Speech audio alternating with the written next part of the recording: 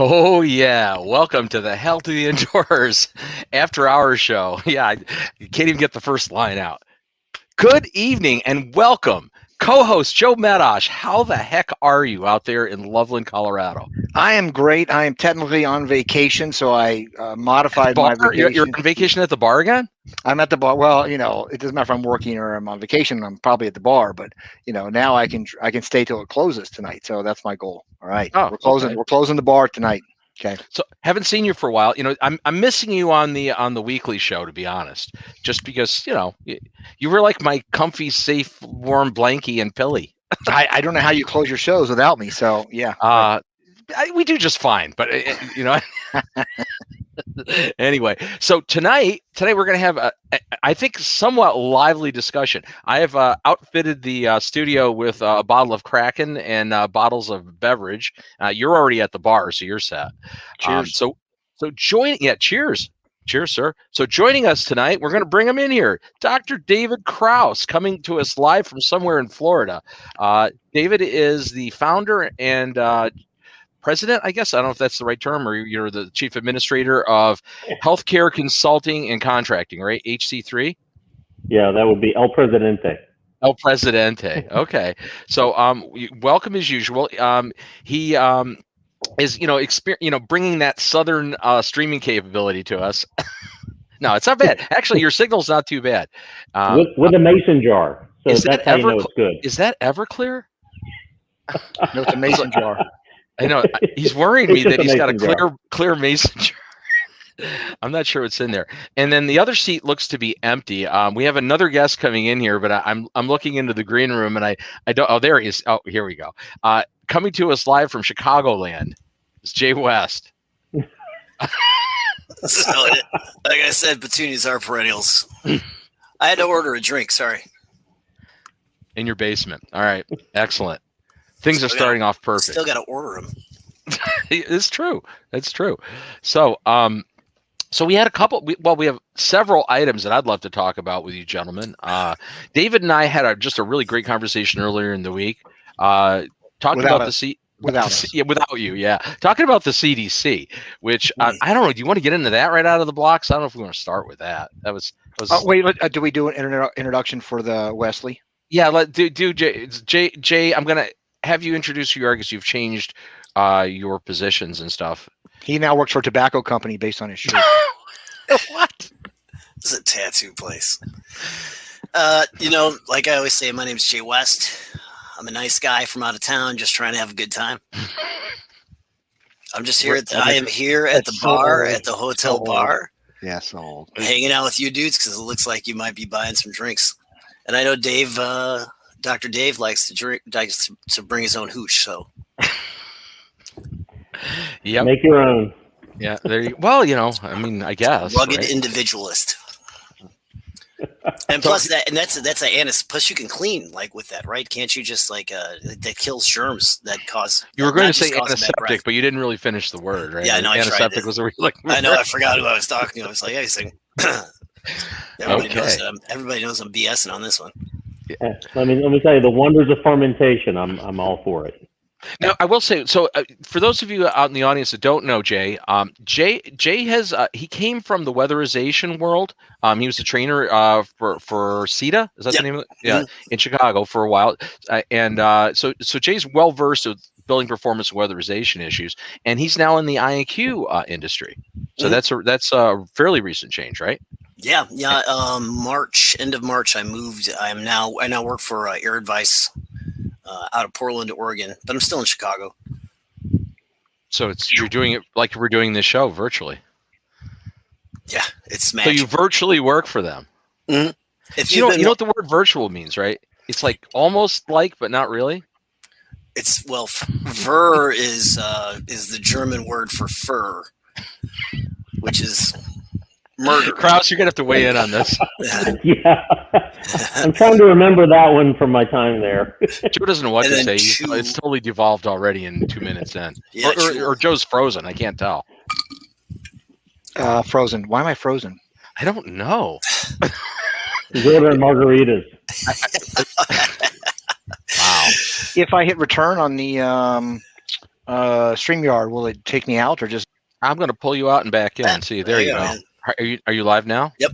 It changed his order though, but I kind of like being here anyway, sitting over the top of him. Being over Joe. Yeah. I feel better about that. So, There's some kind of Brady Bunch setting here that we should be doing. it'd be I'm that. still frozen. Can I just read? Does that feel read like my the Brady page? Bunch now? Yeah. Yeah, I think you can. Well, you're streaming fine, Joe. Yeah, but I all of you are frozen to me. So Really? yeah, I'm on a major delay right now. Okay. For once, it's Krause- not my Krause is internet connection. Yeah, how about it? Yeah, So, finally. like we're Yeah. 6 minutes into the show and we haven't said anything substantive yet, but that's okay. Well, it's the right show. It's so welcome everybody who's out there in the live audience. And this is unlike what our weekly live show that we do via Zoom and then through our streaming portals, where we actually have a live virtual audience there and we can see how many people are in. This is kind of a little bit more going through a lot of different portals. And this is the first show that we're officially streaming live to the Healthy Indoors online global community. So we're real excited about that. This is going to be an ongoing thing. All of our programs will stream there, and we have some new programs coming out, which we'll talk about later in this show. But it's it's an interesting night because we're pushing it all over the place. It's on the community. It's at healthyindoors.com. It's at Facebook. It's at YouTube. It's on LinkedIn. I mean, come on now. It's everywhere. Wow. We're worldwide, baby. Wow. Yeah. So yeah. Whatever. I'm not even going to offer words of caution. It's good enough for the girls I go with. Joe, say something that's at least on topic. Sentient. So for those of you who are going, okay, well then what's your show about? So I don't think we really kind of talked about the concept that we tried to come up with something that was more of like, if you're at a conference and we saw each other at a conference and the conference that was kind of the end of the day and we all found ourselves in the bar, like behind me, except with a bunch of people. We were like, hey man, did you catch that one session? Or, God, I really thought that guy was out of whack, or she had nothing to say, or that was some amazing content that we'd want to share with each other or talk about that kind of stuff. So the goal is to try to, just be super casual and talk about some of the things that we think are really interesting, what we've been finding, what we think is BS or not BS, or just great stuff. So we try to find some really interesting people, bring them on, try not to abuse them. Hopefully they won't abuse us. And then we're able to share some great information and resources. So that's really our goal. So let's just kind of relax in the evening and do something that we don't have a show for IEQ people. There are shows during the day, but we're trying to come up with, hey, you know what? For those of you who want to relax and learn more, Jay, you can mute yourself when you do that, but that's okay. So, all right. Okay. Well, so you haven't really found any interesting people to bring on yet. Hopefully next week next month we'll have. Yeah, that. I was gonna say instead you got us. Yeah, well, Well, me, Dave is cool. Bob and I are like, we could do this by ourselves, but no, let's go find. Yeah, something. I mean, even our families wouldn't watch that. No. Hey, they're is not it okay watching if I call you Dave, Dr. Krause? Anytime. Okay. We're doing the Brady Bunch officially.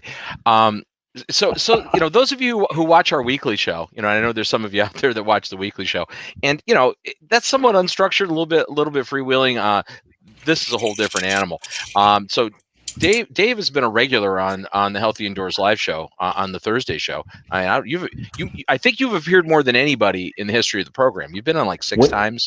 When do I get the blue jacket like they do on Saturday Night Live? You know what I've got? I have a hat that I'm going to send you, and the hat says "Make indoor air great again." Are you saying something? I need a hat. We have Make Indoor Air Great Again hats. Okay, we do have them, and we're going to start putting them around. So it's the Miaga hats. We have the miasma hat. Miaga. Miasma.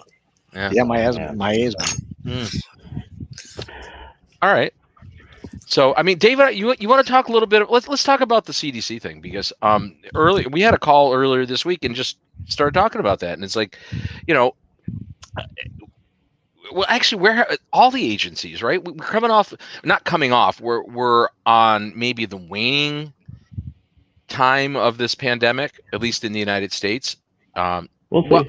Well, yeah, I know, because the problem is there's variants, and we don't know what's going to happen in the fall again. It could ramp right back up with variants, because we still have a lot of areas in this country that aren't fully vaccinated or heavily vaccinated. New York supposedly has 70%, which I think first of all, I don't believe it, but if it is actually 70%, I'm just saying I don't believe the data. Well, I think after all those people died, there wasn't that many. The nursing homes are 70%. Oh Lord. Anyway, so I mean, we're totally back to normal in New York for the first time in like what 16 months, 15 months, something like that. A lot of the country is. Everything's wide open in New York. Yeah, right. This is the first time since last March it's been open. Well, my what the CDC say? What's your CDC statement? Well, we'll get to the CDC. Okay, but Dave, go. Oh yeah.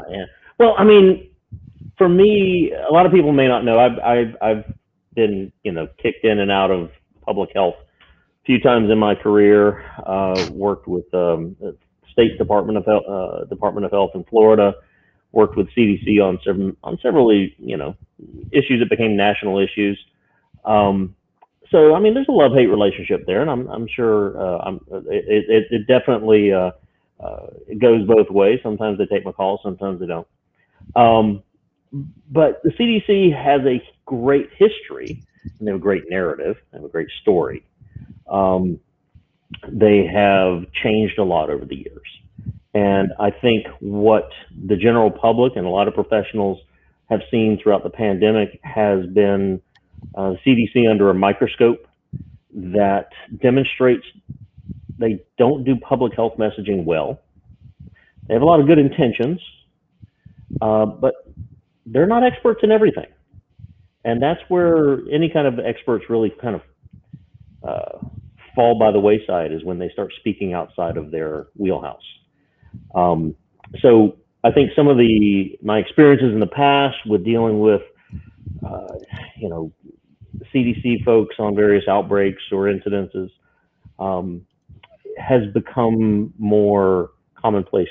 And one of the biggest things I think has happened here, whether it's the administration, the pandemic, or both, is that the CDC is broken.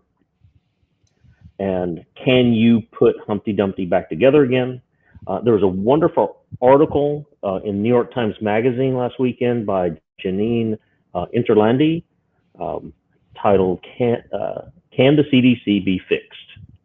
Well, that infers that it's broken. And I'd certainly encourage everybody to read this. At least the author encourages that. And that was in the New Yorker, you said? New York Times Magazine. New York Times Magazine, okay. Yeah. Can we separate the term broken and fixed to trusted as trusted? That, to me, that's really what broken means, is that I'm not sure if I can trust that they are an independent resource based upon the last administration. Well, I don't think they've been an independent resource for 20 years. Public health has at least since the mid 90s, when the hemosiderosis in infants out of the Cleveland area came about. That was really a combination of politics and health came together, where it first really came together and came off the rails. That was one of the first articles and conclusions that CDC had to retract. And there's been a few since then. Yeah, because there was a lot of flaws in that study, right? I mean, it really it made some major claims. Yeah. So I think it's been out of that. The shine wore off probably 30 years ago. Most people didn't realize that and have accepted it. And there've been, a lot of people standing on the shoulders of a lot of great researchers and giants in the field. But new, reliable research and information coming out of the CDC, I think, has been few and far between. So, and you're saying that's been for a while. I mean, obviously, my concerns really, sparked, last year, when they were like, they were just misinformation, not just lack of information, misinformation. OSHA, in my opinion, was pretty much AWOL. They were missing in action. Mm-hmm. I don't know. OSHA just disappeared for 2020. Seem to. They've been unfunded for decades. They don't. Yeah, but they fund with fines, don't they? Have you seen their fines? I mean, I've heard of their fines. I never got one. That's what you're asking. Yeah, it's cost of doing business. I've investigated, fatalities in which the cost of the fine was, 1/10 of the boat that was being manufactured by the guy who died, and there was no other back around on that. But OSHA really, they don't leave the office to investigate now until there's probably multiple fatalities on a work site. So yeah, they've been out of the enforcement area for a long time. Well, yeah, I mean, it's the snake eating its own tail, right? I mean, if you're not funded, then how are you going to employ people to give fines? I mean, that's the thing, again, back to what Bob said, coming from the weatherization world, I remember when we rolled out the EPA RRP certification for, lead safe work. And we were telling everybody $30,000 a day, you're going to get fined $30,000 a day. Do you know how many people got fined $30,000 a day since then? I don't. It's not even funded. Is it even funded anymore? Dave, I don't know, but I don't think it's a lot. I heard it was one. I heard about one person, but it could be propaganda. But I mean, from what I hear, right, that whole program doesn't have an awful lot of funding for enforcement at all, right? It doesn't even. It kind of doesn't exist. No, and it's funny because most fine-based, most of those programs are never intended to be funded by the fines they hand out. That would create havoc. Yeah, conflict of interest, really. Yeah. I mean, if your raises and your budgets are based upon fines, Katie, bar the door. It seems like toward the end of the month, though, like state police seem to be out there writing a lot of tickets in New York. So it seems like they're somewhat funded by it. Yeah, that's not. But I'm just saying, there seems to be government organizations that seem to do a lot of self-funding. Yeah, not OSHA, EPA, or CDC. And the funny part is, having been in government and seeing how it works, you can have a nice budget, but they have this other thing called budget spending authority. Mm-hmm. So I could have a budget of $1 million for my little office, but I'm only given the budget authority for $500,000. Let's clarify too, David. So you spent how many years in running the IQ division for the state of Florida? Quite a while, right? The health department. No, it was about 3 years back in the mid '90s, and then I went back in 2008 as the state toxicologist for the state of Florida. So you've done the public service thing twice. Yeah, glutton for punishment. Right? Yeah. Now the irony I tell people is that when I was there as a late 20s, early 30s environmental specialist 3, industrial hygienist, no graduate degrees, I had a $750,000 a year budget, gave away funding and grants to cover indoor air programs across the state. We did 5,000 responses a year. I had 4 people in Tallahassee and 16 people across the state who reported to me. Fast forward to 2008, I come back as state toxicologist. I have 2 people who work for me entirely. I have no budget. I have no grants. I have no travel budget, and I have no research budget. So you came back with a PhD, though, right? Yeah, they viewed you more dangerous at that point. That and $2.80 will buy you a cup of coffee at Starbucks. I'll take it. 80 cents. What? What Starbucks you going to? Do you have to procure that? $2.80. But you have to procure that Starbucks coffee, which means you got to get 3 competing bids and turn them in. Take you 30 days, but you still get a coffee. Yeah. It's pretty good. Get the low bid on that. So public health has been defunded, and a lot of people don't realize it. Last time I worked at the Department of Health and left in 2011, I think I was one of half a dozen people at the state level who were actually funded by the state. The other 300 people were funded by grants or federal agencies. Really? That's the state of Florida, though, right? State of Florida, yes. And do you have taxes? There's no state taxes, right? There's no state income tax? Just sales tax and like burdensome taxes on all its tourists? Disney tax, hotel tax. Yeah, it's the rental car tax.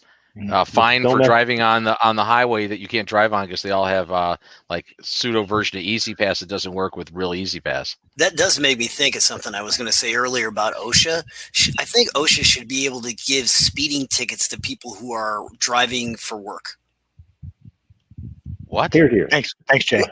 Don't you think? I mean, if you're driving, say, you're working for the CDC and you're driving a CDC vehicle, you're speeding or whatever, you're looking at your text messages, you should get it. OSHA should be able to pull you over and give you a ticket.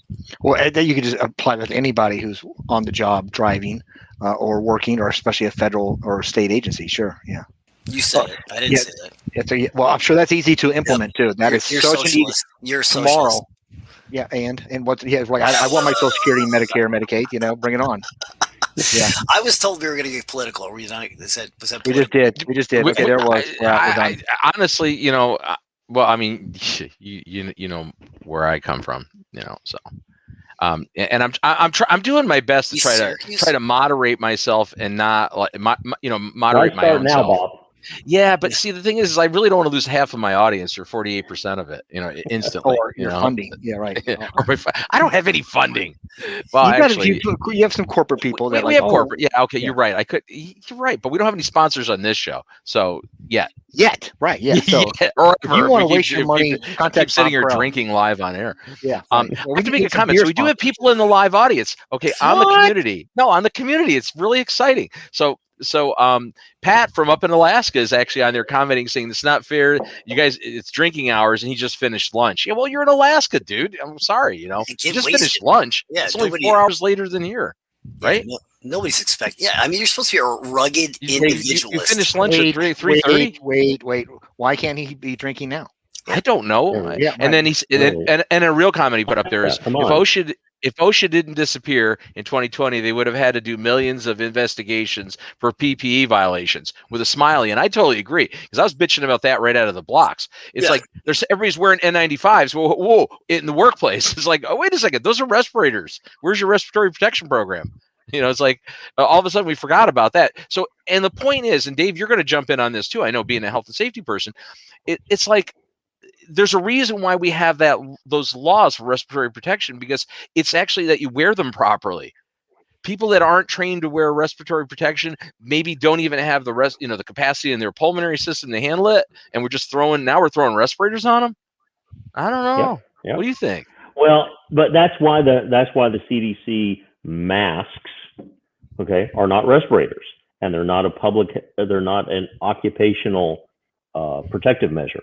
But there was a lot of miscommunication from the CDC conflating or convoluting. I don't know what's the proper word. Masks and respirators, right? And especially N95s, the disposable type masks that kind of look, or respirators that kind of look like masks.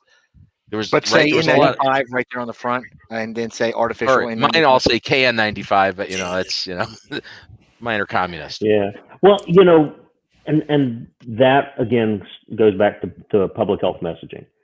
That used to be one of my biggest pet peeves when I was with the state, is that we, public health in general, stink at offering public health messages, at giving clear information, clear guidance, not contradicting yourself 3 times in one press conference. And so the COVID messaging about, don't wear a mask, it doesn't do much good to, you must wear a mask all the time, but it can't have a valve, but it isn't a respirator, and it is a respirator, and wear the mask to protect your neighbor, and then wear a mask to protect yourself. I mean, it was entirely foreseeable. It was an unforced error that, with just a little bit of forethought, could have been and should have been a very clear message.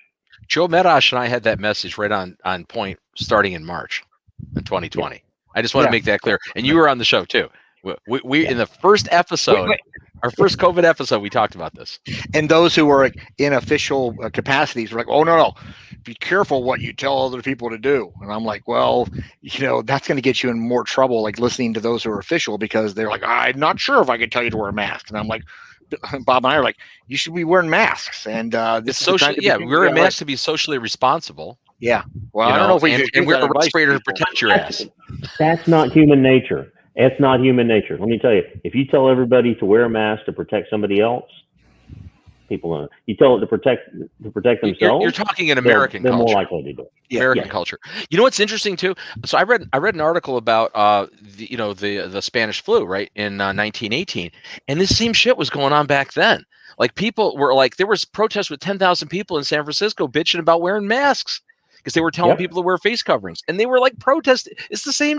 This hasn't changed. It's like the America playbook 100 years later. We have, we're doing exactly the same stuff. And ironically, in that same time frame, because the Spanish flu was a global pandemic, the Asian cultures, many Asian countries, took upon themselves to actually wear, masks whenever you were ill or whatever. So that's like standard practice in most of those countries. So they didn't. There was no fighting about putting a mask on. Yeah, I know.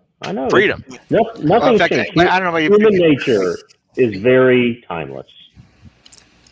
I'll drink to that. you guys have now been out in public and you're like seeing people and you're like, oh, you need to put a mask back on. Yeah. Because you're like, oh, I've been told that. I'm like, whoa. I mean, you get totally politically. you need a mask. You get totally politically incorrect. I mean, on the dating scene, and this is for men or women, right? There are a lot of surprises probably in 2020.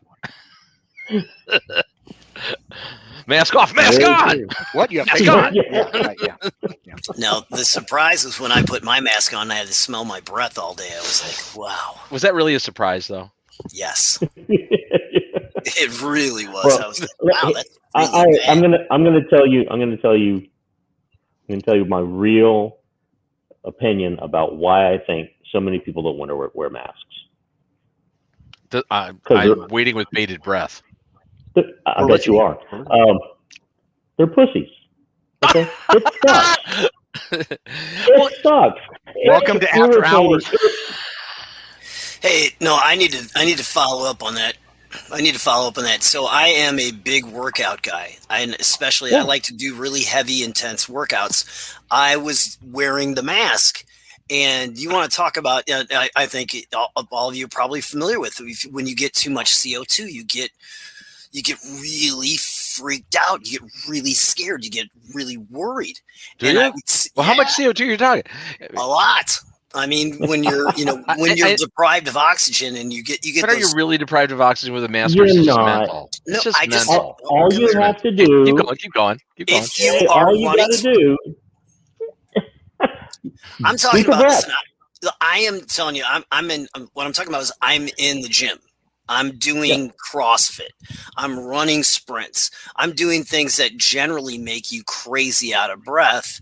And it taught me to really breathe hard in through my nose and out through my mouth like I'd always been told to. And every once in a while, I'd look around and see some guy, who's taking it off. And that's why I had to follow up on what Dr. Dave said, because I was like, you're a pussy.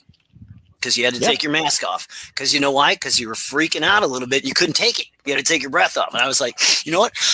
Leave my breath on, my mask on. And well, it is a matter of people. You know what? There's an interesting point here. Let me just throw my point in, and then you can come in. The thing is that people that are accustomed to wearing respiratory protection, right, that do that for a living, and I'm a scuba diver too, so I'm used to being in confined areas with, you have to regulate the amount of air you pull, like you've got a regulator, but can only feed, was it 5 CFM is all you can pull through a reg usually ish, that's about it. So if you can overbreathe your regulator when you're scuba diving, you absolutely can overbreathe a PAPR or a respirator. And, you always have to get that woosah thing. You got to chill your ass down when you're in those. So you psychologically, that's why I always have, air in my tank when I come up when I'm diving. I don't burn it. You chill. Yep. Yeah. Okay, Joe. I'm sorry. I jumped over you. We all have our turns. So since you all talked about your mailings, I skydive. So just so if I could throw that in, since you all do your own weird shit. Is that true? Yeah, I have. So you have. Okay. There's a difference between I have and I skydive.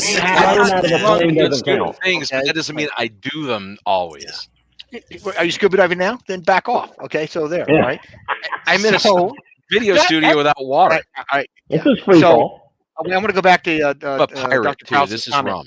I agree with the pussy concept, but taking the mask off briefly, just an anxiety attack. So, but these are people who are like, oh, I don't want to wear it. I don't. We see these guys out there like, no, I'm too manly to wear it. Yeah, I'm like, well, Yeah, you know what? it's I can't wait for them. a They're big going to be in show. the hospital. Yeah, well, one of the things we want to talk about tonight, I want to make sure we bring up is let's all go on record and make some predictions of what's going to happen this fall, because this fall is going to be effed like you can't fathom. That either you're like, okay, I got a booster shot, or my injection's still doing well. Meanwhile, other places are going to be like panic city. People aren't going to go to some of these places because they're going to be collapsing with so many infections. And we're like, oh no, we're done. And you're like, oh well, wait. And the question is, I don't think anybody's want to close or do all the things we just did. They're like, just suffer through it, people. I think Bob was right that we can't trust the data, because how cases are being counted, if they're being counted from county to county, city to city, state to state, the numbers that are the most reliable are how many hospital beds do you have available? How many ICU beds do you have available? That's not something you can really meddle with very much. So to know if your hospitals in your areas can manage what they're dealing with now and a mass casualty event, that's an important piece of information. And so that's what I've been watching, are the available hospital beds and available ICU beds as I would say the most tangible metric we have. And really, what are you seeing? What are you seing? Well, it's better. It's better than it was. I mean, in Central Florida, better than it was last year. Yeah, sure. Yeah. And they're much more back into normal availabilities. But if you start seeing spikes and medical center crisis and not being able to, not being able to take in more patients, that's, I think, going to be the most reliable metric of, are we having problems or not? Are we outpacing our medical abilities? And so you need to qualify that. We're talking the United States here. India is in crisis right now. It's like horrible. Brazil, crisis. I mean, it's like there's like pockets, not just pockets, major population centers around the planet that are still people are horribly affected. This thing is not over. And I know we're all tired. I mean, I admit it too. I've maybe potentially let my guard down a little bit now, because both Christy and I actually had COVID.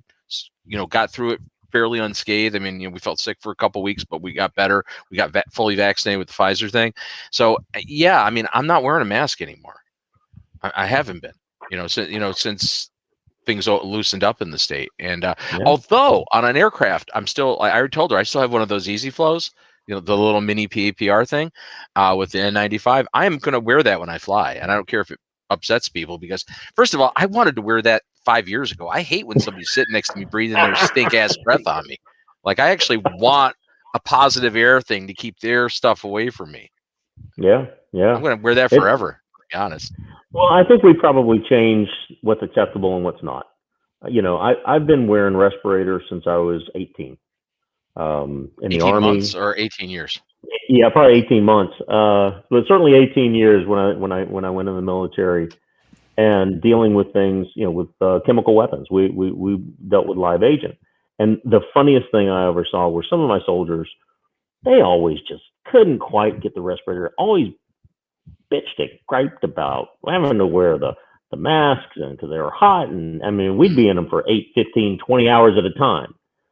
As soon as we're dealing with live agent, real world GB, VX, nerve agent, that was their best buddy. They could put on that respirator in 3 seconds flat, absolutely no problems, no gripe about it when they had skin in the game. When it was legit, yeah. When you actually were at risk, yeah. It's like I doubt anybody in World War I worried about putting their mask on and with the mustard gas. I'm sure it went on pretty quick. They didn't worry about their stinking breath. So I want to ask our audience, all 12 of them that are out there, is where do you feel that you now have a risk, or think that, oh, you know what, I probably should put my mask on? In fact, I think most people still carry a mask, because some places are like, sorry, no entry without a mask. But in general, that there's some places where I go into and I'm like, this is one of those places where I will go ahead and go back to the risk. I don't need to be exposed to something, because it looks as though half my audience here is does not believe in having the vaccine. So I will go ahead and do that in a few places. But I'm just curious as to where are other people still find there to be a risk.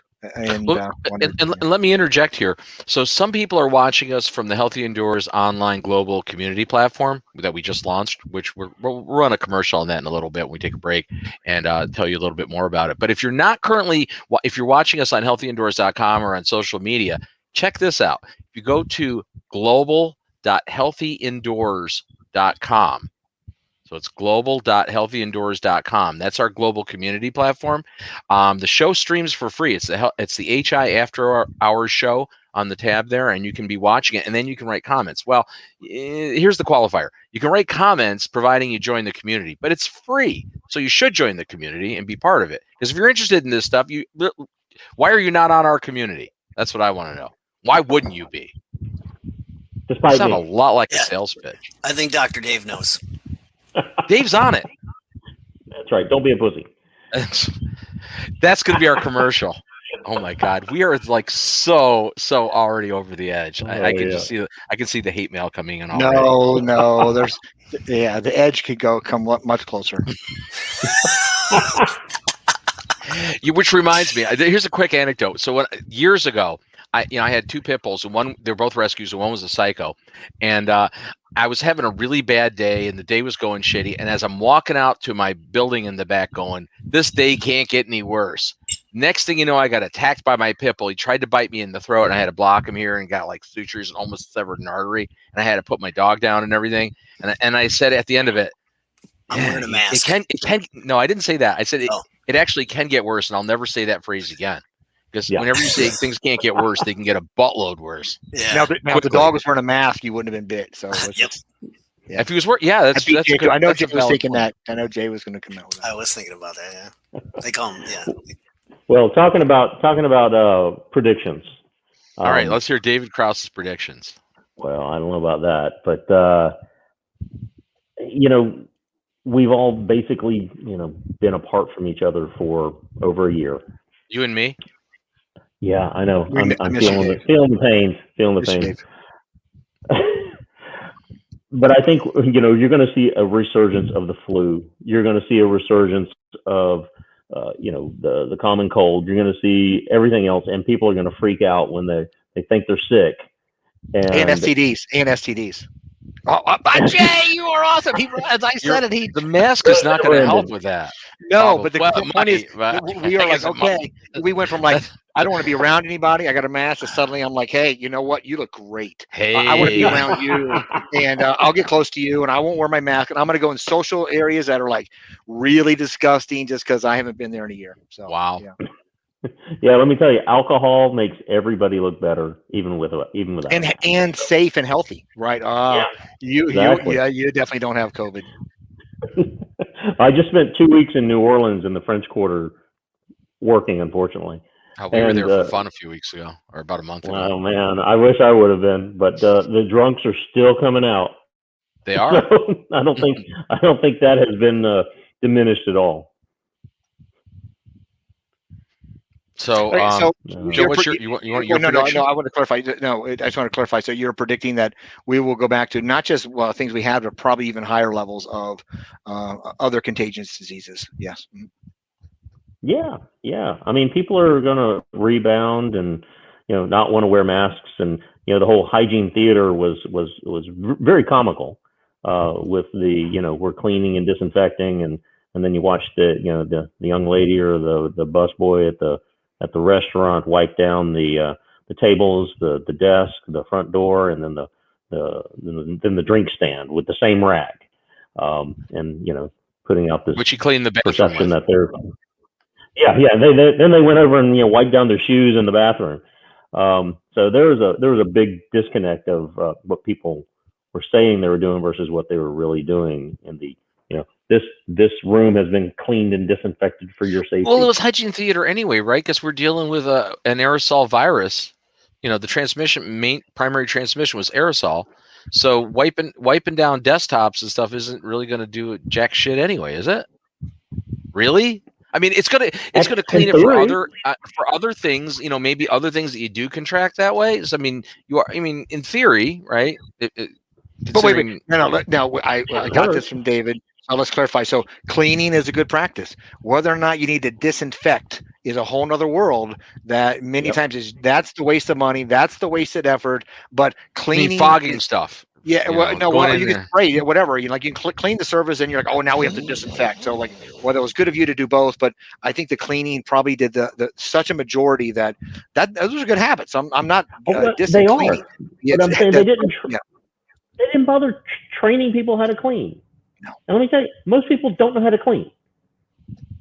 Yeah. Bob, we worked with you on some videos and using fluorescent materials, and I learned how to clean watching you with fluorescent tracers, and my goodness, it's like when you do the blacklight stuff. I mean, it's like it's almost as horrifying as taking a blacklight to your hotel room.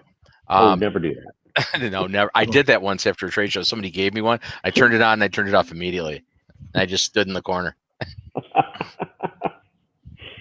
Well, but back to the CDC. I think we digress. I'm not even sure we got there, but okay. Yeah, right. Let me switch lanes real quick. We're rapidly becoming drunk history, but I like it. drunk. So then the CDC says, and then they say. Well, I wonder when it's going to be taken up at the legislative level, whether or not they're still doing what they need to be doing, because you've got a disconnect of they're funded to do prevention and they're funded to do chronic disease, and 99.99% of the time, if you are successful doing prevention, nothing happens. If you're successful doing chronic disease, you may be able to show a reduction in disease and the effects. So I think there's a good chance that it would be worthwhile separating that group. If you're trying to prepare or prevent disease, you kind of have to use different tools and different approaches and different mindsets. And if you are tasked with doing both, you're going to spend your time on things you can get attaboys for. So you're thinking that's convoluted then? Basically, like there are two missions that are not on the same path, right? They're almost just at their name, the Centers for Disease Control and Prevention, but we call them the CDC. What happened to the P? That was a debate when they first named the darn agency. Has it always been that? Really? Yeah. But they came up. Well, maybe they only wanted a 3-digit acronym. 1946. What do they care? It's not accurate. It cost. You had to pay to typeset back then. It cost a lot. Put an extra letter in. Somebody had to take that lead letter and stick it in the frame in the Guggenheim press. Now they didn't want the prevention to begin with because it's a loser of a job. If you do it well, nobody sees anything. If you stink at it, oh my God, you've got a pandemic on your hands. Funny how that works. Yeah, that's what they say about like in football. It's like special teams players. It's like if you know the punter's name, he sucks. Yeah. Yep. Damned if you do, damned if you don't. So you also say if you're a long snapper, you can get a scholarship anywhere. But that's another. I used to be a football coach. Whatever. Learn how to long snap. Back to macho. All you kids out there that are have aspirations of moving on to the college level, learn how to long snap. If you're like linebacker or any other position, if you can long snap, you will get a gig somewhere. Good long snappers always wanted. Sports Center will be right back after this. Whatever. So wait, I want to hear Jay's prediction. Jay, what do you got as predictions for us? Good. Well, I think. From my perspective, it seems like, and again, I'm not new to the indoor air quality world, but I just recently switched over to exclusively doing indoor air quality, and part of the reason why I did that, and if if I may be honest, is because I felt like this was a perfect time. This is when, people, the general population is concerned and they're thinking about it. And now is a perfect time to capitalize on that. What I didn't think about was the fact that there would be plenty of people who were capitalizing on it that were selling unproven or and I'm searching for my words here that are selling novel technologies that shiny objects, correct, magical things that Magical don't necessarily work. Silver bullets. Yep, and how much easier it is, especially when people. It's way easier when people want it. What's even easier when people have money that is given to them to spend. Again, exactly, and so Just saying. Exactly, and my prediction. Are we just predicting for the fall? Was that the question? You can extend it where you want. Let's keep it Joe, within did you 2 put a years. limit on it? Let's keep it within 2 years. Okay. Okay, 2 years. Well, it's past the fall. So I'll make a few predictions based off that. Number one, that this is going to become a topic that's going to be that's going to be a household topic that people are going to know about. Not just us that are interested in it. It's going to be people that everybody's going to know about it. To hear about this, that so and so is getting ripped off. And then I think the number two, there's going to be major lawsuits. That then there's going to be major battles. And then I think it's funny because I think it's going to come back to what Dave was just talking about. Because I think that the failure of the CDC messaging is the fact that, something that we all take for granted is that, science, when we're talking about studies and things we're talking about, we accept a certain level of validity, of reliability, and we know that it can't be perfect. That is the scientific method. The scientific method is trying to disprove your theory. But the general populace doesn't understand that, and they are being taken advantage of because they're being taught that it's a zero-sum game. They're being taught that if there's even one exception, then you can't trust it at all. So I think that's a bad thing, but it could be a good thing with some of these novel technologies, because I think there's going to be a few people who are being told, hey, this works, it's scientific, and there were studies done, and they're not going to ask about the studies. And then they're going to be rip-roaring pissed off. Well, I mean, were the studies, and how were the studies done? Were they independent studies, or were these studies that were funded by, a product manufacturer? And generally, again, they don't. That's us. We talk about that, and we know that. Oh, we do, but they don't. Well, I hate to tell you, there's no such thing as an independent study. Right. Well, somebody's getting paid for something. Somebody's getting a grant or something. Yeah. Okay. Yeah, but not only that, but I mean, even if you think about the scientific method, is that it starts with a theory. You have a theory that you're trying to disprove. You think something, so only. Well, I mean, or you have a theory that I'm going to sell this shit and I can make a lot of money at it, and let me prove that it works. Yeah, that's right. That theory that's does the theory work. they're usually testing. Yeah. That's the other. You don't have to test that too hard. That one works pretty well. I think that's the commerce method. Wait. So I want to summarize real quick what Jay says, that we're going to be much more common household people, be much more knowledgeable and interested in indoor air quality. What was your other one, Jay? Well, yeah, I think they're going to know about this silent battle between, the people that are selling things that don't work and people that are, that are pushing back. So right now, I mean, obviously we're not really hearing about it, but the four of us know about it. I'm sure the people that are on the call know all about it. They probably could name specific names about some of the battles in court and some of the arguments online and things like that. But I think that's going to be commonplace. I think so. Wait. So you have two? Is that right? Two? Okay, so I want to make my prediction, and that is that the things that I've heard about my entire life are consumer education. Once we educate the consumer, anything is possible. Which all you need to do. That's right. I don't know however old you are. The oldest person out there has heard that since they first entered the work of consumer education. So I just don't think it's possible. And the reason that I'm going to say that, we said, we're going to go political, is that if 70% of Republicans don't think that Donald Trump actually lost the election, I don't know how in the hell we're going to convince them of any kind of scientific basis about indoor air quality impacts their health or things that they want to do. When we're so whacked out right now, the weird things we believe and the whole concept of news and fake news. they came up with that concept, and then they actually decided to come up with fake news. So it's like, okay, whatever news you want to believe, you can believe it. So I just don't see, and believe me, I've been doing there's not two types of facts either. There's fact and there's not fact. The term alternative fact, it still haunts me years later. Unfortunately, though, but you can convince people of anything. Anything. Okay. That's right. Well, clearly, Goebbels, Hitler, and all that whole bunch proved that it could be done. Prior to the early 1900s or late 1800s, it was not acceptable. Not just not common practice. It was not acceptable for a surgeon to wash his hands between surgeries on patients. 1800s, it was common practice, the standard practice. If you weren't bleeding your patients to remove the bad air, or the bad blood, bad blood. You got the malaria.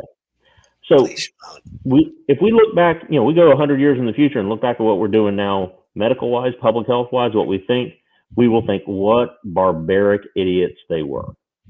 Okay, so we believe things because of any number of ignorances and information that is put into us. Our parents and hell, even some of us were convinced that if they hid under their desk during a nuclear blast, they'd be okay. Because you want to do something. It's a matter of doing action.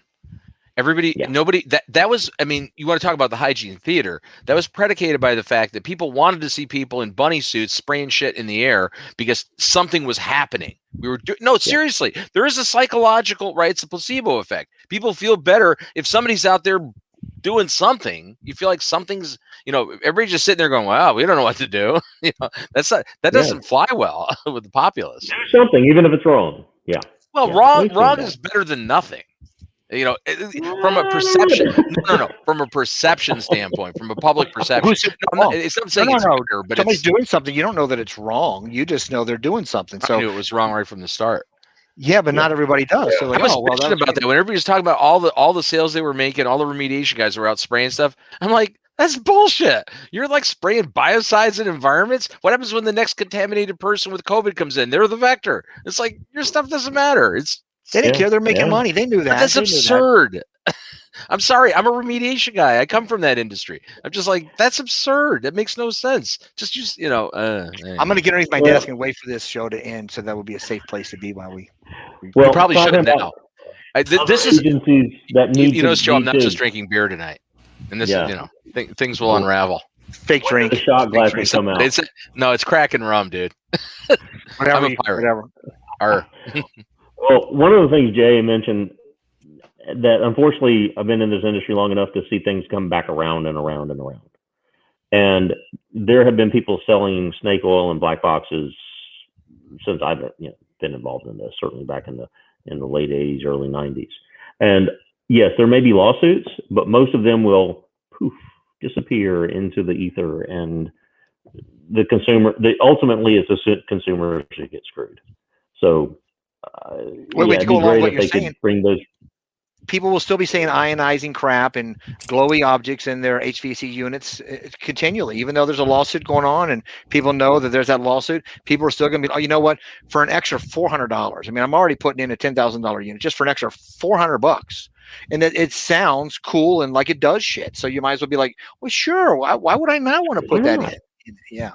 I got it in my house. Well, everybody's looking. Everybody wants it, and emotionally, think about it. You're especially with your home, right, or your school with your kids. Everybody emotionally wants a solution. So if somebody says, "I've got the solution," you want to accept that solution. You want to believe that it works. Psychologically, there's a strong factor there.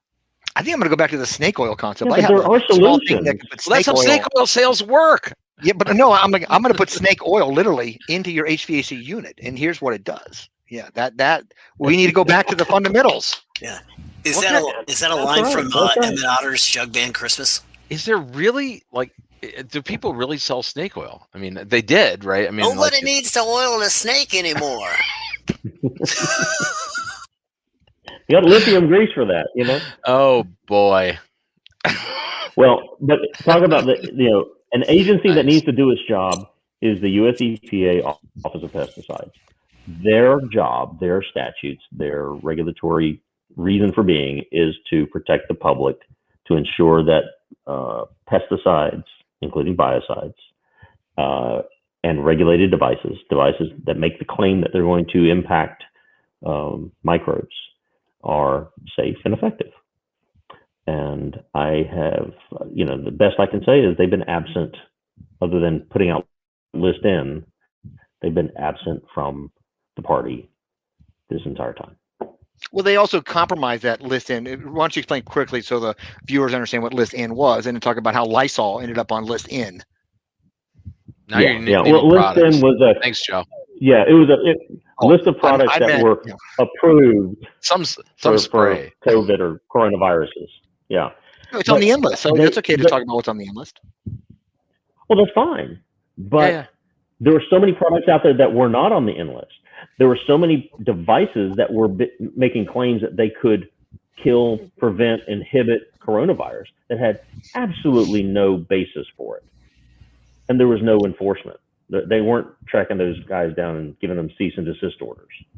So, but they also lowered the threshold so that things that were common household products could enter the N list, so that more people had the chance to find this stuff. Because you want to be able to find it at your local, your local convenience or box store. Yeah, but even there was a time when you couldn't find it anywhere. There were so many things that were just out of stock, and you'd wait 2 months to get something from your standard supply house, and you're like, oh well, maybe we should just change the requirements here, because some of these things are available at your local grocery store. So I want to jump in here quick. We jumped in. I jumped in and jumped out. There we go. So a couple of comments from our studio audience. So I just want to take them. So Jack Springston's on here. I'd love to have you in here. His comment a ways back was that COVID-19 via fomites is minimal at best. Yeah, and I think we come to agree on that it is an airborne aerosol transmitted disease. So certainly that's not the big vector. Here's a comment from Patrick. Here's one thing back on that. A lot of these devices were making claims not that they were killing it on the surfaces and preventing fomite transmission. They were making claims that it killed it in the air, that it was it was improving the conditions, lowering the risk from contracting it as an airborne pathogen. And it's funny that you say it that way too, right? Because many of the claims were they were killing it, and I find that really funny that you're killing a virus, an organism. I think it's not alive anyway. Right. It's a freaking vampire. So it's like, we're gonna kill the virus. Really? Are you now? And how will you do that? You're rendering it inactive, I guess, right? Somehow you're getting its ability to attach to a cell rendered incapable or whatever. But Pat, he's still up in Alaska. I guess it's past lunchtime now, right? It's 5 o'clock. Is it 5 o'clock there? 8 minus 4. No, it's 4 o'clock. Wow. How about a statement on the back of Clorox wipes? Surface must remain visibly wet for 4 minutes. I thought it said months. And how many people do that on their chicken juiced kitchen counters? And your chicken. Who wants to take that? Pat. Squeeze it right onto the chicken. The chick. Well, that's a concept that people were totally confused about what's a cleaning and what's a disinfectant. And then their sanitizers kind of got really funky, like, well, what the hell is that word doing in here? Because that was so undefined and somewhere in between. So I'm sure it also says on the back that clean before you use this Clorox wipe. So there's so many misunderstandings about all this concept. And, there was a brief moment, like 3 weeks, where people kind of understood the difference between the two words, and that's gone. That it is just synonymous with like wipe it off, cleaning and disinfecting. Yeah, well, that's the thing, is almost all of these, well, especially chlorine-based disinfecting or sanitizing products, or heavy amounts of organic material render them pretty much inactive almost immediately. So you do have to clean the surface before that. Most of those products actually have any effect, correct? The people who missed out were the soap manufacturers. They should have been all over this to be like, hey, you know what? That's all you need for COVID-19 or for SARS-CoV-2. They weren't marketing that. It's an enveloped virus which gets broken down by freaking surfactant. It means and how many marketing commercials did you see on that? You don't need disinfectant. I got to spray this disinfectant. Just use some freaking soap. Yeah, I'm telling you that so many soap manufacturers should have been like, you know what? You've already got it in your house. Don't waste any money. Mr. Bubble should have been out there. they're the same companies and they make more money off the disinfectants. So It's true because it's give 'em a like break. the big P&Gs and all them actually own all the products, and they don't want to sell you soap, that's cheap. They want to sell you disinfectant that's pricey. Jay, do you use soap? Yeah, I use the expensive stuff. Which one? Handmade stuff. Oh, okay. It's made out of humans. Melted down goat horns. Dr. Yeah, Squatch. I was gonna say I'll do a goats. plug for Dr. Squatch because I'm a sucker for online YouTube commercials. Yeah. Dr. Squatch is pretty good soap, by the way. But I like any Harmon Brothers commercial, I buy the product. The Lumi deodorant. We got it all. The Fiber Fix, the Manly. I buy the got it all. the monthly razor thing, the Dollar Shave Club. Dollar Shave Club, and I buy their Manly stuff, cedar and it's like cedar and oak wood. You know his deal with that too? Studley, yeah. The dude that started that was a comedian, right? And his father-in-law had a surplus of a bunch of Asian-made razors, and he decided to do that commercial that they put on YouTube and got it. He sold that a year and a half ago for $1 billion. $1 billion. In Dollar Shave Bitcoin Club. He's a billionaire now. Sweet. We're in the too. wrong business. We should be selling some shit to somebody. I Telling know. you, I got a good snake idea. snake oil misters in the HVAC system is coming soon to The Mister. yeah. Mister. Bar soap. It's gonna be Mr. Mister. For your ductwork. Bar soap. You can scrub that duck. Terry, we got Terry Sofer's got a question. To what extent does the panel think part of the USA problem is that neither the CDC nor any other agency use precautionary principle, but instead insist on not doing much until science proves beyond a doubt there's a health problem? Lots of examples. Masks for public are not needed or useful, etc. Yeah. Good question. Well, welcome to America. Welcome to America. Welcome to America. Welcome to America. If it doesn't hurt you, what's the harm? Immediately. Oh my God, I was testifying in a hearing the other day, arbitration, and the judge asked me the question. So, has anybody there actually, reported an illness or died or gone to the hospital from the silica exposures?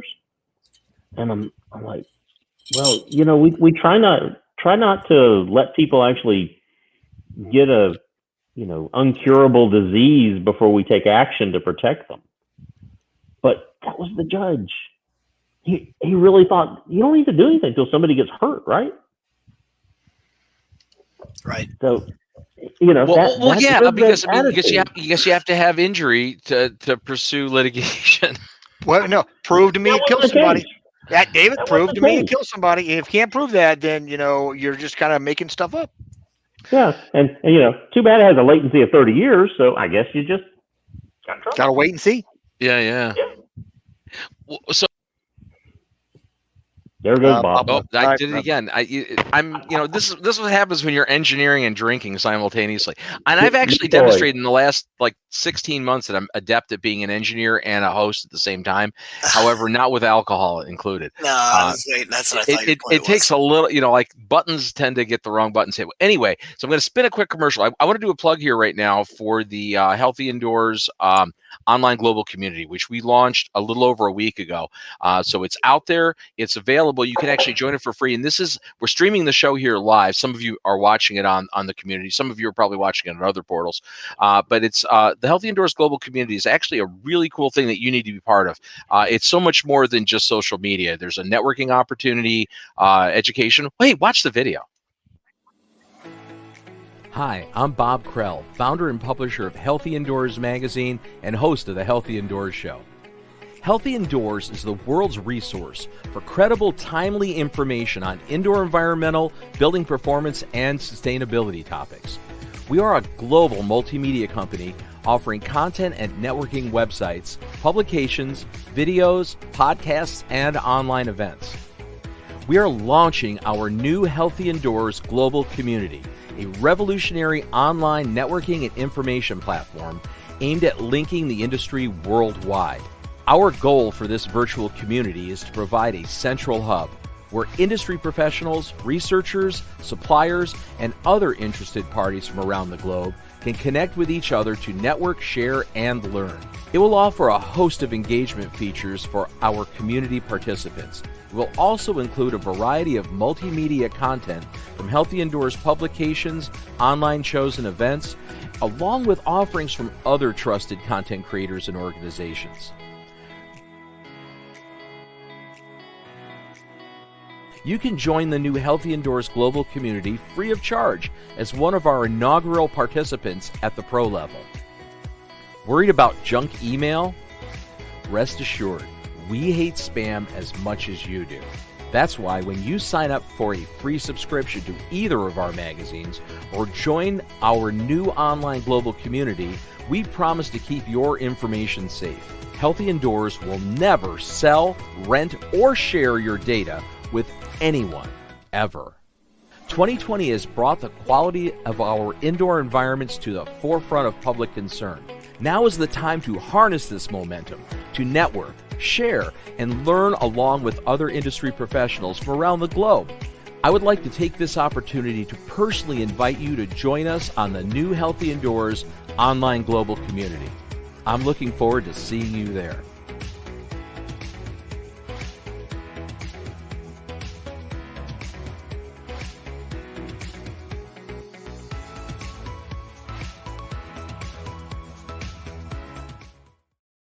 Now, I'd preface that by saying that healthyindoors.com will get you there if you click on the community button, but there is actually another site that we can get you to. But yeah, it's available, so you should do it. Those of you watching the show here, you get to comment.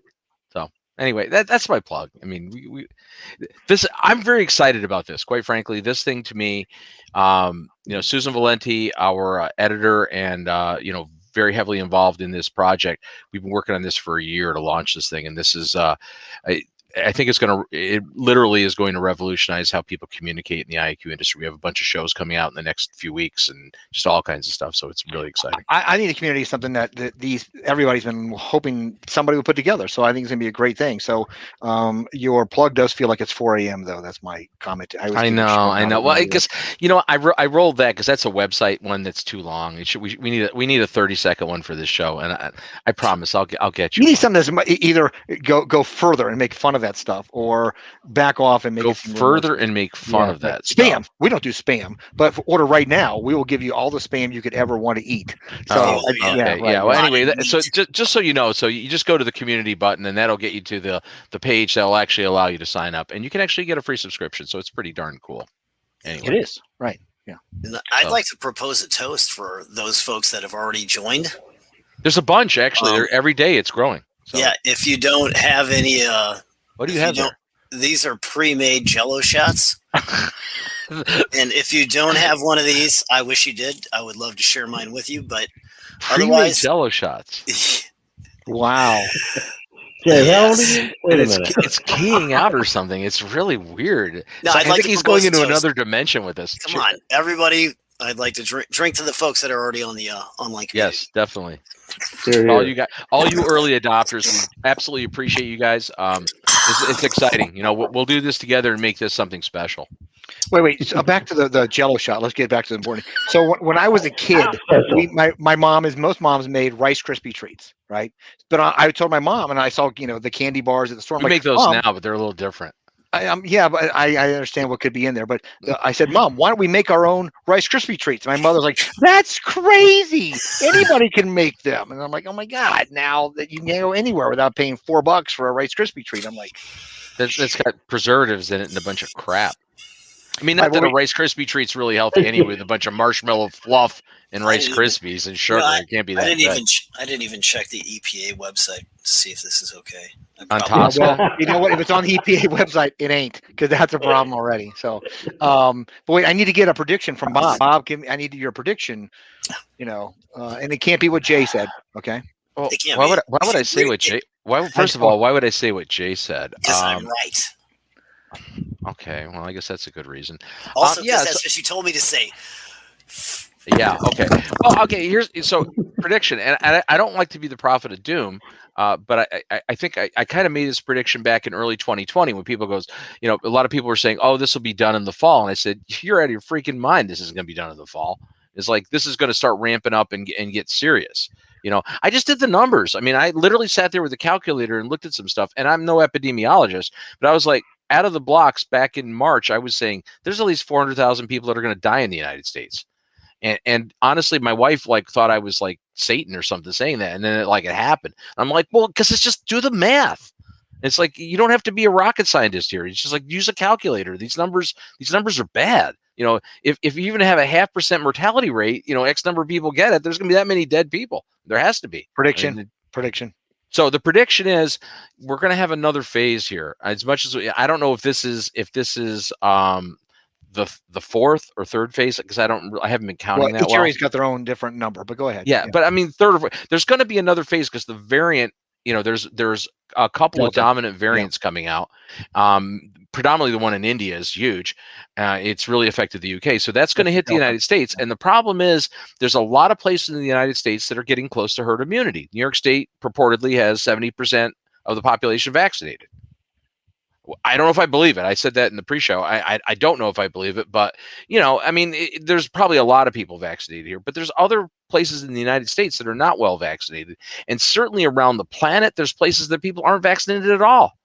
The numbers are awful. Because Alabama. the developed, first world countries got all the freaking vaccines because we had the money, and all the people without money don't have any vaccines. So my prediction is not good for the future because this is not over by a long shot. This particular pandemic, and there'll be more because with climate change and the way things are going, unless we make major changes in how we're operating on this planet, we're going to have more viruses jump to the human domain from the animal kingdom, in my opinion. And I'm just saying this, I'm not a scientist. I'm just saying this from what I've read and what I believe. I just think shit's going to get a lot worse before it gets better. But we're in this lull right now. We're in the eye of the storm here in the United States because things are feeling better. Yeah. Well, Bob, you remember when I said people get really, in trouble when they start speaking out of their wheelhouse? I'm about to do that. Okay, so not in the realm of toxicology, kind of in the realm of public health. I think one of the biggest mistakes we made in the United States was giving vaccines away for free. Really? When something doesn't cost something, it has no value. You mean like our show? Yeah, exactly. No, this costs people time and consternation. But I've learned this a long time ago. Giving away free advice to clients doesn't do them well and doesn't help me at all. The more you charge, the more they value the advice. And I think because the vaccine has been given away for free, and I understand why, but we're at a point, maybe you want the vaccine, you had your chance, now you got to pay. And based upon my experience, sounds like a big pharma position. Have you been bought up by big pharma? Yeah, right. You're a freaking Pfizer rep now, aren't you? You need to disclose your you have Pfizer stock or Moderna. Right. You make these things, you make vaccinations limited, scarce, supply and demand. People will bowl over the local Walgreens to get it. Yeah, well, there's probably some truth to that. I'm from the South Side, and we give you your first hit. We'll give you your first hit for free. Yeah, exactly. It's the second one. It's the second one that's going to cost you. Yeah. Yeah, I disagree, but that's okay. You as you said, you're going to go on record and be wrong, so that's okay. You did that. So where's your prediction? Hey, out of my wheelhouse. Medosch, where's your prediction? Step up, buddy. I predict that we will have a nasty fall, just like we did last year, and that. But we are probably not going to do anything about it this time. That we're not going to shut down sports. We're not going to shut down bars. We're not going to do anything like that. People will be like, "Forget that. I'm vaccinated." Those who aren't, because people are like, "Oh, you can't ask people to show their card and stuff." Well, right now, New York has got 3 massive concerts. The only way to get a ticket is to prove you're vaccinated. So if you don't want to go see Bruce Springsteen or whatever, Foo Fighters, then you can't get to go unless that's you're New York, though. but no, other places are like, yeah, we should do that, but no, that's against people's rights because they have the right to not be vaccinated. I'm like, you do, but wait, I'm not doing that Okay, prediction. all right. I guess that's bullshit too. Because if you're going overseas, you have to get a visa. You have to have vaccinations to go to a lot of places. I got it right. So been like that for 100 years. But if I had a bar, I'd be like, no vaccination, don't come in. But but people are getting soft on that. But we're going to see something different in terms of the maps starting this fall. So we're going to see maps that the redistricting maps, or right, where the games are played. So it's going to be more on vaccination rates, low vaccination rates. High hospitalization rates. That's what we're going to see this major connection for those who'd be like, you know what? No, we didn't do it. In fact, there was a thing on one of these shows, and the guy said he swears, no, I don't have COVID, and he's on the hospital bed with a ventilator, and he's trying to explain this isn't COVID, and you're like, dude, you didn't get a vaccination, and now you have COVID, and he just was a total, not just denier about everything. He just swears that no, this is not COVID. So, there's Orwellian, concepts here that go with Darwin. Let it all happen and let the chips maybe fall where they are. But I did predict something a while ago, and David, you kind of were like not sure. We're going to have COVID seasons for years. That it's going to come up. We're going to have updated vaccinations. This is now with like the flu, which is a generic concept, but many years ago they were like certain kinds of flus, and we were like really focused on them. Now it's just flu, and eventually it'll be flu COVID season, and go get your flu COVID shot. Yeah, we've got to be careful of us applying what we know from the past about vaccinations. The mRNA technology is an entirely different platform framework. It can be adjusted on the fly. Yeah, and this is crazy. This is crazy technology. Yeah. As long as that doesn't break, as long as it doesn't run into a brick wall, I think you're going to be able to see tailored, custom vaccinations as the variants arise. You're raising a heavy point, though, because in order to do that, you have to do assays to figure out what variant somebody's infected with, and we're only doing that on less than 5% of the cases in the United States. In the UK, they're doing it more.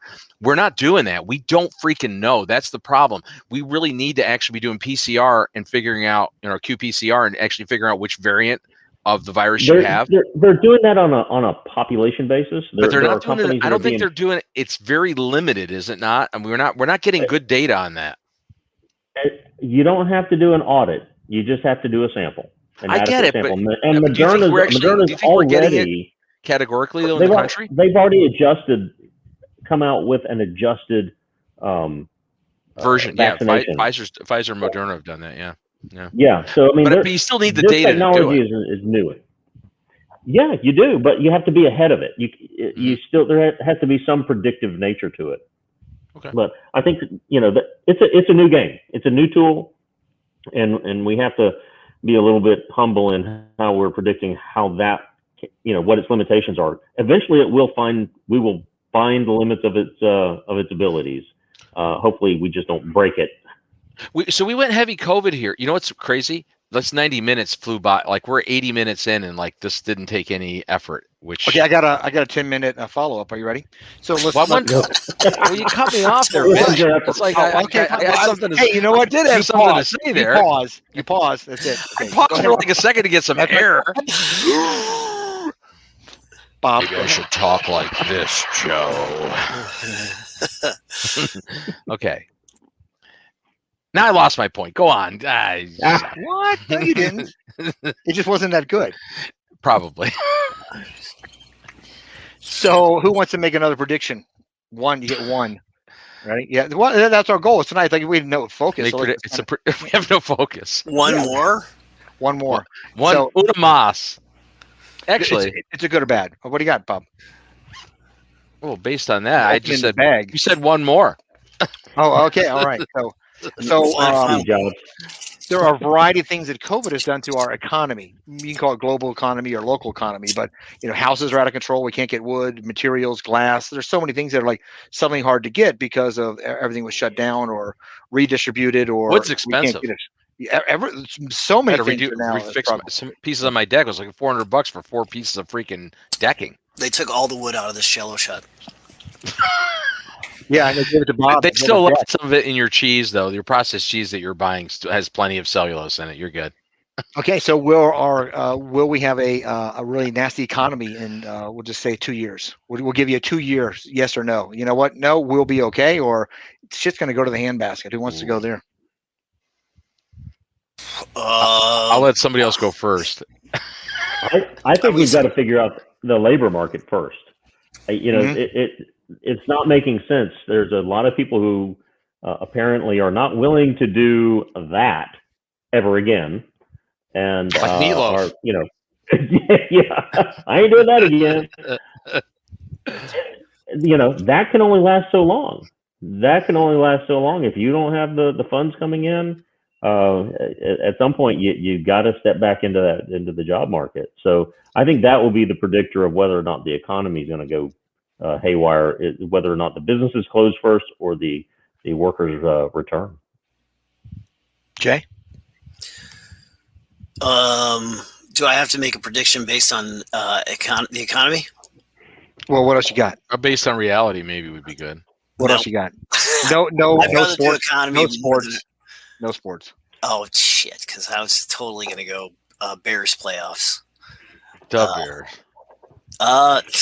Yeah. I mean, the economy wise, I something's gonna give. I think that exactly like Dave said. The reason why people don't want to go back to work is because they don't get paid shit.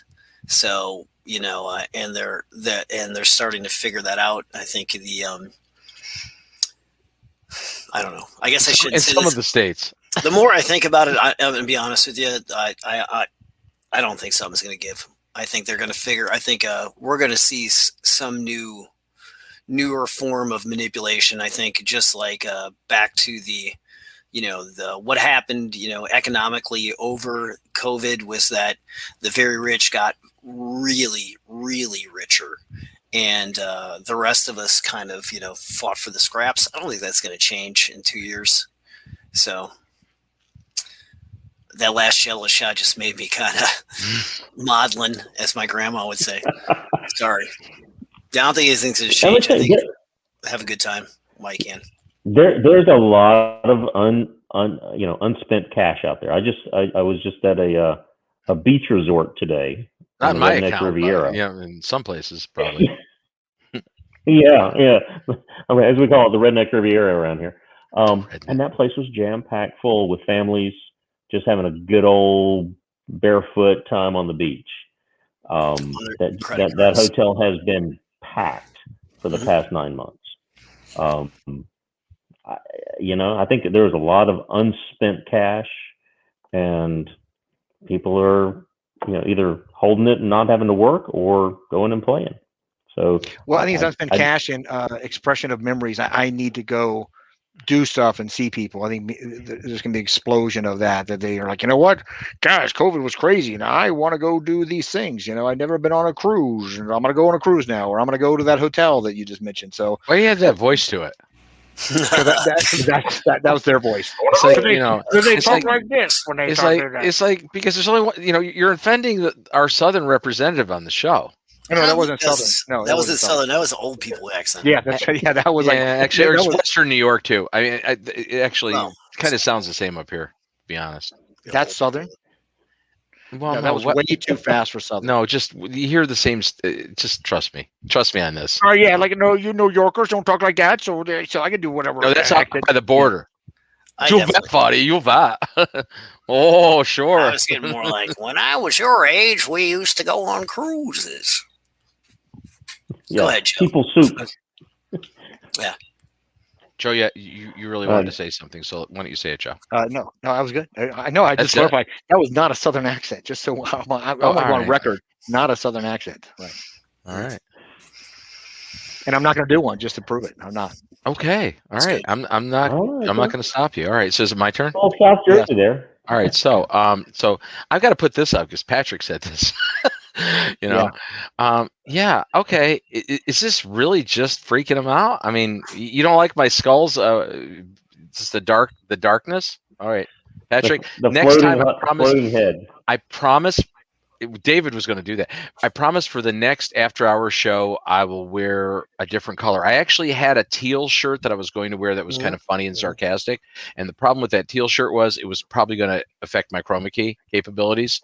and so that would have been messy. So prediction. I don't know. Like I just watched the end of this latest season of The Handmaid's Tale, and I think we're going to go to Gilead in like 2 or 3 years.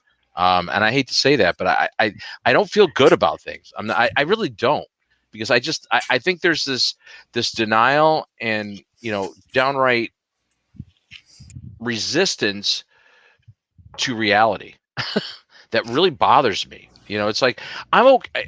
And again, this is not a political statement here, kids who's watching it. It's like I really do believe that you need to have both sides, yin and yang. You need to have conservative and liberal, and there should be open debate, and somewhere you've come to the middle ground, and that's the way things are supposed to work. And I'm fine with that. I'm absolutely fine with that. But it's got to be reality based, and I'm just fearful that the way we approach things isn't great. And I think the whole planet's kind of doing that to some extent. And it's a little scary. We do it in cycles, Bob. We do it. I know, but I don't feel good about it. I'm not lying. I really, honestly, as a parent with 2 children and stuff, I don't feel great about this. I don't feel great about the world right now. And not to be negative. I mean, I feel okay about the world. I mean, I don't feel great about this beer. Damn, as long as beer is still cheaper than the price of gas, we're good. And it always will be. Most likely. That was the thing in Germany. Beer was cheaper than water. Yeah, that's when the world is right. And that's right before the world falls apart. If you think about it, the world is right. And after it's falling apart. Yeah, you think about all of the technology, all of the enlightenment and information that was lost when Rome fell. And the dark ages that followed. That's true. It took us 1,000 years to figure out how to make concrete again. We didn't make lead plates again, though. That was good. No, we made lead pipes. Yeah, well, we pipes. We did make lead pipes. No, lead plates. I said plates. They used to have their dinnerware, their goblets, and their plates were lead. We got away from that. Yeah. Oh, yeah. And lead gasoline. Yeah, we just put our domestic water through it. Yeah, yeah. So it's human nature. It's something we do. We bump up against some level of, gosh, we didn't like this. Kind of got corrupted, fell apart, and then humans can descend into some pretty crazy stuff for a few millennia, and then don't assume things are static and will never go away. Well, we also didn't talk about the climate situation, and we can't now. It's too late. But I mean, reality is we got more ways than one. We've got a ticking time bomb here. I mean, it's like honestly, we've got like an 80-year window of absolute probably destruction, and we need to be moving on it in the next 5 to 10 years to stop that. In my opinion, I mean, everything I'm seeing, I don't like the data. I don't like the data at all. It's everything that we're doing. Yes, it will probably adversely affect people, human civilization. Right, the planet's going to be fine. The planet's always been fine. Yeah, it'll bounce back. It may be different roaches in charge. Did you know there were 6 extinctions? I actually just read that. I didn't realize there were 6 different extinctions so far on this planet, where more than 75% of the life on the planet ceased to exist. It's happened 6 times. I thought it only happened a couple of times. Is that according to Governor Cuomo, or who's that? The Bible. The Bible. Oh no! Oh, you didn't. I did. You didn't. Why would you not? Right. You didn't. I've got to go. What are they calling this one now? The Anthropocene, or it's the age of human influence. Yeah. Well, I mean, let's face it. There's a lot of issues potentially going forward. So we have a lot to do. I think Jay dropped out. I don't know if that was intended. Right. I don't know if that was intended or not, but let's do a quick close up. Okay. Thanks, Joe. So the precipice just got remarkably closer. Okay. So and the likelihood of sponsors got like so much further distant. Yeah, there's a lot of weirder shows than this that have major sponsorship. So Yeah, I get it. That's kind of true. Yeah. Yeah. Okay. So the underlying theme, which we only did as a small break, is that we're creating a community. That Bob has done a phenomenal job. I'm not going to like jump in like, hey, Bob and I are doing it together, because this is Bob's dream with Susan. So this is a great opportunity for us to try to share an amazing amount of knowledge and stuff. In fact, it is so hard to figure out, all the different things that are happening between testing or the results and the sampling or what's this gooey stuff on the wall. We have now a community that can help give you information on what that is, and it's a stable community. So there's not a bunch of strange people coming in and be like, oh, that's bubble gum, but if 12 people say it's bubble gum, maybe it's bubble gum. So that's our goal, is to make sure that we're actually creating something, because building science and all kinds of other venues is part of this the home built environment have these kind of communities to help them figure out how to build better, how to do better. But we are actually the underlying element as to whether or not all those built environments have a healthy or stable component. And this is now the chance to like come in and ask your questions. Shit, he's back. Anyway, so that's one thing that's happening. So we're here like BSing all the time, but the reality is that our goal is to create this community and to try to, tell you that there's great information and awesome stuff happening. So please make sure you reach out to the community to share your knowledge and learn more from others. Yeah, so let me just key it up again. Those of you who haven't seen it, I mean, this is the community platform. This is my view because I'm the administrator, but there's a lot of stuff. We actually have like our show tonight is available free. On there, this is actually public domain. You don't even have to be a member to see the show. Right now, it's streaming live. Look at that. It's freaking crazy. Like, there it is. It's all this stuff is happening in real time. 30-second delay. But the reality is, you can be a member of the community for free. So it's really worth doing because it's much more than just content. That's the point. I really want to stress. This is an opportunity to meet, network, share information. Yes, the content's great, and we're offering a lot of free content from Healthy Indoors and a lot of other credible providers. But really, it's the networking and the opportunity down the line for events, live streaming, training, all kinds of stuff here. So this really is a central hub for indoor environmental topics. Krause, you look way too happy or very sarcastic. Yeah, man. Yeah, you've been doing jello shots. I'm reading some of the comments. Oh, you are reading you're in the community. You're in the community. Yeah, I love it. Watch out. Oh, yeah, I do want to express that to Bob and Joe that you guys have done a great job with the show and the audience. It's I'll say an enjoyable time to spend and chat, and they get me to say things I probably wouldn't say in most venues. It was a good evening for you, right? I mean, it was. Yeah, you relaxed today. Yeah. And you know what? I was really nervous about your internet connection, but my goodness, it was actually stable. A little fuzzy, but it was good. Unlike me. Unlike you, yeah.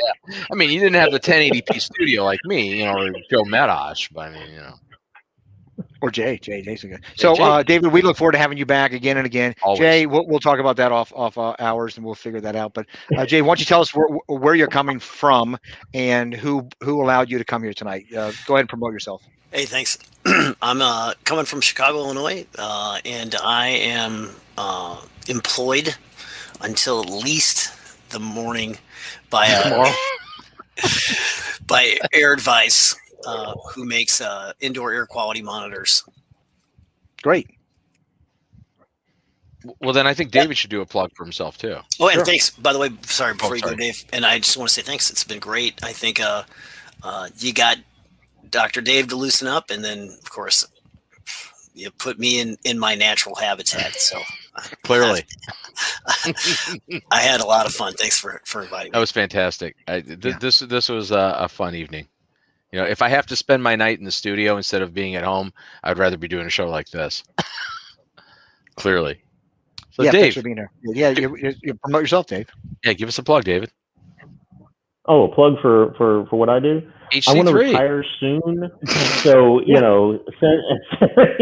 send money. Don't send work. No, it's been an interesting career. Hopefully, we'll have some fun things to announce to the industry, and I've chatted with Bob about some of the things we're doing related to Legionnaire's disease and the work that the American Industrial Hygiene Association has been doing in conjunction with the National Environmental Health Association. So, unfortunately, with all the volunteer work that I'm doing, I don't see that I'll be retiring anytime soon. You may see me on the corner throw a nickel in the cup, please. So, but thank you very much for inviting me. I've had a good time tonight. It's always a pleasure to have you, Dr. Dave. And Jay, it's like fantastic to have you on the show. Joe Medosch. What? Well, Jay was doing something like, I don't know. Why you put your hand in your drink, Jay? Okay. So on that note, let's let Joe plug his thing. Come on, Joe. All right, great. So I am the Healthy Building Scientist, and it's a free label you can apply to yourself. Just be courteous and considerate about ventilation and all the crappy things that are in the products you're putting in the home. So the built environment is great until you realize that it's unventilated and full of a bunch of chemicals. So that's what I do, and I do that for Hayward Score. So you can go to haywardscore.com and get a free Hayward Score that helps you determine if your home is impacting your health. And we've learned that a lot of people, just by taking our survey, learn a lot about their house and learn more about things they were not really familiar with or realize probably are connecting each other. So, between your crawl space and the tightness of your chemicals, all that stuff could be impacting your health. So you think it is, it probably is. And we try and give you advice on how to do that. Fix it. Excellent. And I'll do my out plug here. So obviously I'm Bob. I'm around. I've been involved with Healthy Indoors for 8 years now. Actually, our birthday's coming up in about a month, which is kind of exciting. 8-year anniversary.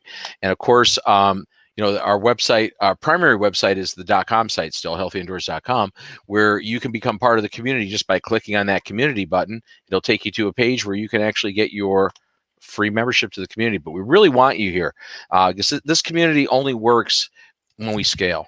It's important that we actually get people participating, and we don't just want this is not Facebook or a LinkedIn community, or a group. We actually really want you engaged here. So we're really looking for that, and we'll do everything in our power to make this something valuable for all. It's a stable knowledge base. I think that's really what we make sure is. It's a credible. It's a place where people can find a repository right. of information. Yeah, I mean, that's right. It's a place where people are going to be able to go, which we're super excited about because to date, right? There's where do you look for something? I mean, I don't know. You look on the internet and then you get a bunch of garbage. So. There's one last plug, is that many of you that joined us tonight, we really want to appreciate your time tonight. Absolutely. And many of you gave us some dissertations of questions. That was awesome. And we tried to address them as best we can. And I know some of you on Thursday, and we'll be back in another month. So spread the word. On the 20th, actually, July 20th. No, today's the 22nd. Yeah, July 20th is our next show. Tuesday, okay. July 20th. Yeah, and so thanks for all of you there. I don't have a confirm on that, but we potentially have a really interesting guest for that show, at least one. As opposed to tonight. No. Tonight was an interesting guest. Wait, you gotta get something better than this. Yeah, well, we can only get so much at night. 4 o'clock. Hey, are you guys free? You guys free? What are you doing? You guys want to get a couple of beers and come on our show? Yeah. Hey, what are you doing right now, David? Can you jump on? Yeah. Available. So I guess it's time, right? It's time to call time. So hey, guys, thanks so much for joining us, Jay. Dave, it's great seeing you guys. Joe, of course, always a pleasure. Till next time. So we'll see you on the Healthy Indoors After Hour show in July, on the 20th of July. The Healthy Indoors live show will not be aired this week. So we're taking this Thursday off. We'll be back next Thursday on July 1st for the Healthy Indoors live show. Is that first? Yeah, Thursday's the 1st. So we'll see you then. And other than that, thanks so very much for joining us. Great time. Thank you. Thanks a lot. Guys. Take care.